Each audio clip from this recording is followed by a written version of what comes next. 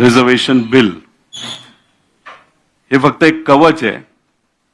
याच्या पाठीमागे भाजपकडनं जो प्रयत्न केला जातोय तो बीजेपी प्रिझर्वेशन बिल असं आपल्याला म्हणता येईल, ज्याला आपण डिलिमिटेशन बिल त्या ठिकाणी म्हणतो. हे जरा खोलात आपल्या सर्वांना पुढे जाऊन सांगतो.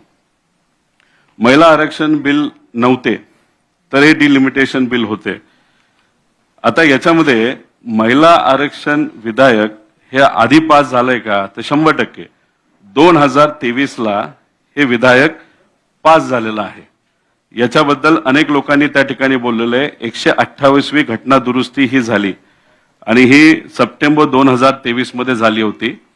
याच्यामध्ये आपण जर बघितलं तर MIM सोडलं, 2 खासदार सोडले तर बाकी सर्व 100% खासदारांनी मतदान हे महिला आरक्षणाच्या बाजूली केलं होतं. ज्याच्यामध्ये काँग्रेस आहे, पवार साहेबांचा पक्ष आहे, SP आहे, DMK असेल, TMC असेल, भाजप आहे, त्यांचे सर्व मित्र पक्ष आहेत. सगळ्यांनी मिळून महिला आरक्षण विधेयक जे 2023 ला आलं होतं त्याला त्या ठिकाणी पाठिंबा दिला होता. याच्यामध्ये या विधेयकमध्ये लागू करताना अद्यावत म्हणजे लेटेस्ट जनगणनेची आकडेवारी घेणं हे त्याच्यामध्ये नमूद केलं होतं आणि डिलिमिटेशनची अट टाकण्यात आली होती. खरं तर याच्यामध्ये आपण जर बघितलं तर विरोधी पक्षचे जे नेते आहेत राज्यसभेचे, खरगे साहेब, त्यांनी असं सांगितलं होतं लगेचच्या लगेच जे काही 542 का 43 जे आत्ताचे खासदार आहेत त्याच्यामध्ये महिला आरक्षण तुम्ही लागू करा, पण ते भाजपकडनं नाही तर सत्ताधाऱ्यांकडनं मान्य झालं नव्हतं. पुढे घ्या. याच्यामध्ये आपण बघितलं नरेंद्र मोदी साहेबांनी सगळ्या राज्यसभेच्या खासदारांचं अभिनंदन केलं होतं की त्यांनी या बिलाला पाठिंबा दिला 2023 ला. म्हणजे हे महिला आरक्षण बिल, याला मोदी साहेबांनी आभार व्यक्त केले होते. त्यांचं ते ट्विट आहे 2023. अमित शहा साहेबांचं ट्विट आहे. याच्यामध्ये देवेंद्र फडणवीस साहेबांचं ट्विट याच्यामध्ये आहे की ज्याच्यामध्ये लोकसभेने आज महिला आरक्षण विधेयकाला बहुमत हे खरं तर 2 खासदार विरोधात गेले, नाही तर 1 मताली झालं असतं. आणि ते 2 खासदार कुठले होते ते MIMचे त्याच्यामध्ये त्या ठिकाणी होते. त्यामुळे यांनी देवेंद्र फडणवीस साहेबांनी सुद्धा सांगितलं बहुमताने, म्हणजे विरोधी पक्षाने सुद्धा मतदान केलं आणि बहुमताने हे पास झालं. बीजेपी भारत याच्या ट्विटमध्ये सुद्धा हे त्या ठिकाणी दिलेलं आहे. राहुल गांधीजींनी त्यावेळेस 2023 ला काय सांगितलं होतं की immediate implementation of woman reservation bill सांगितलं होतं. 2024च्या लोकसभेला लगेचच्या लगेच तुम्ही हे बिल लागू करा असं राहुल गांधीजींची त्याच्यामध्ये मत होतं. सुप्रियाताईंची पण त्यावेळेची ट्विट त्याच्यामध्ये आहे, त्यात पण त्यांनी तशीच काहीतरी मागणी तिथं केली होती. याच्यामध्ये DMK म्हणजे आता इलेक्शन आहे तमिळनाडूचं, त्याचे जे मुख्यमंत्री आहेत त्यांनी सुद्धा स्वागत केलं होतं महिला आरक्षणाचं. याच्यात तुम्ही बघा implement women's bill at the earliest, Kharge म्हणजे हे कधीच आहे 2023. म्हणजे सगळेच विरोधात इंडिया आघाडीचे जे सर्व नेते आहेत, पक्ष आहेत, त्यांनी सांगितलं 2023 लाच लागू करा आणि 24 ला जे इलेक्शन होईल त्याच्यामध्ये लागू करून महिला आरक्षण देऊन टाका, अशी सर्व इंडिया आघाडीच्या लोकांनी तिथं मागणी केली होती. पवार साहेबांनी सुद्धा ट्विट त्याच्यामध्ये केली होती आणि त्याच्यामध्ये SC ST त्याच्यात OBC ह्यांचा पण समावेश होता. म्हणजे कुठं ना कुठे त्यांनी जी जनगणना आहे त्याचा विचार व्हावा असं सांगितलं. आणि इथं जर आपण वाचलं तर पवार साहेब मुख्यमंत्री असताना महिला आरक्षण लोकल बॉडीमध्ये, त्याच्याचबरोबर महिला आयोग याच्याबद्दलचं पवार साहेबांनी त्यावेळेस 2023 ला हे लिहिलं होतं. म्हणजे कुठं ना कुठं तरी आता सिद्ध झालेलं आहे की 2023 लाच महिला आरक्षणाचं बिल हे पास झालेलं आहे, बहुमताने पास झालेलं आहे.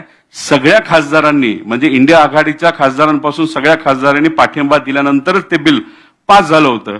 मग ते बिल पास झालं होतं तर मग हे बिल कुठलं होतं तर हे बिल तुम्ही बघायला गेलं हे डिलिमिटेशनचं बिल होतं आणि त्याच्यात खासदारांची संख्या वाढवण्याचा प्रयत्न या कालच्या स्पेशल सिटिंगमध्ये पार्लमेंटमध्ये त्या ठिकाणी केला गेला होता.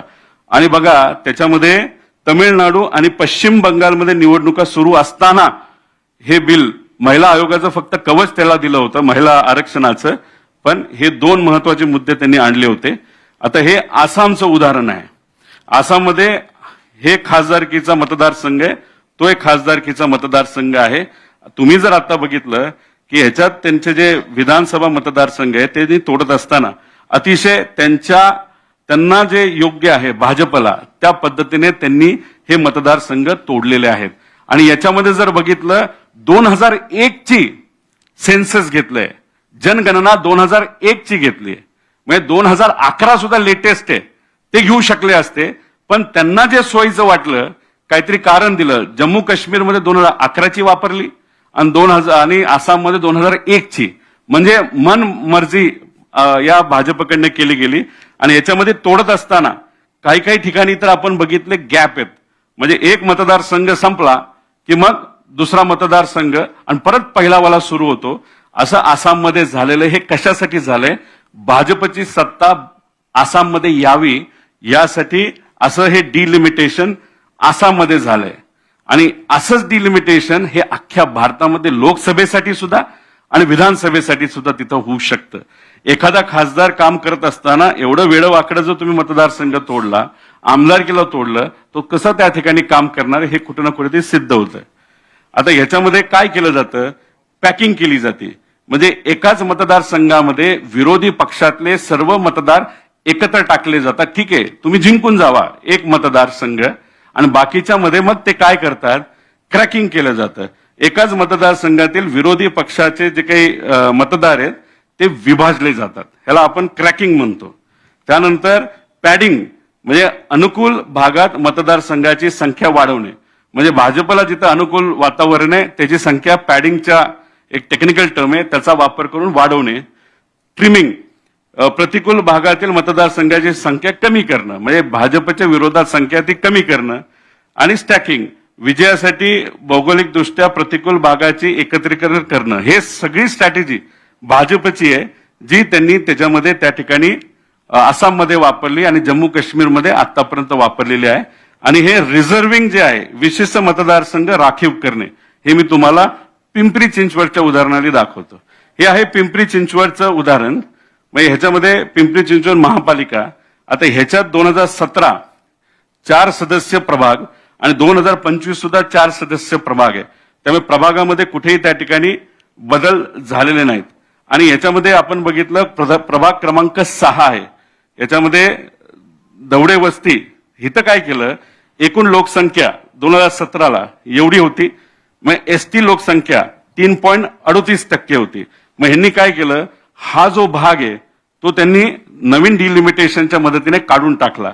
ह्याच्यात झालं असं की जी 38 होती ती थोडक्यात एसटी लोकसंख्या ही कमी झाली आणि इथलं एसटी आरक्षण हे काढून टाकलं गेलं. प्रभाग नंबर 6 हे उदाहरणासकट तुम्हाला त्या ठिकाणी मी टाकलेलं आहे. इथून जो व्यक्ती निवडून आला तो बिनविरोध निवडून आला, जो पिंपरी चिंचवडचा आत्ताचा महापौर आहे. याबद्दल आता हे मी तुम्हाला डिटेलमध्ये तिथं सांगितलं. आता ह्याच्या पुढे गेलं तर हा जो मतदारसंघ आहे वॉर्ड नंबर 24 आहे, याच्यामध्ये एससी आरक्षण होतं. या एससी आरक्षण मधून हा जो भाग आहे हा या प्रभागातून त्यांनी वेगळा केला. तोडल्यामुळे इथलं टक्केवारी एससीचं बदललं आणि हा जो एससी आरक्षणाचा वॉर्ड होता तो ओपन झाला आणि ते आरक्षण जिथं भाजपला पाहिजे तिथं त्या ठिकाणी त्यांनी टाकलं.